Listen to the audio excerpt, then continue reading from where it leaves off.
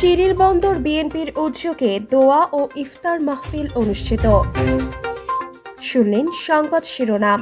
এখন মোহাম্মদ ফিরোজ হোসেন, দিনাজপুর জেলা প্রতিনিধির রিপোর্ট।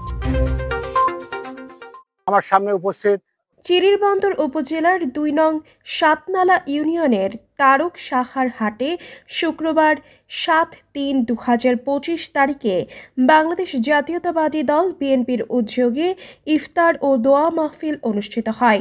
এই ইফতার মাহফিলে উপস্থিত ছিলেন আগামী জাতীয় সংসদ নির্বাচন দিনাজপুর ৪ খানসামা চিরিরবন্দর সংসদীয় আসনের বিএনপির মনোনয়ন প্রত্যাশী কর্নেল অবসরপ্রাপ্ত মোহাম্মদ মোস্তাফিজুর রহমান চৌধুরী, দিনাজপুর ৪ বিএনপির সাবেক সংসদ সদস্য অ্যাডভোকেট মোহাম্মদ আব্দুল হালিম সরকার ও চিরিরবন্দর উপজেলা বিএনপির যুগ্ম আহ্বায়ক মোহাম্মদ জাহিদ চৌধুরী সহ চিরিরবন্দর উপজেলা বিএনপির সকল নেতৃবৃন্দ।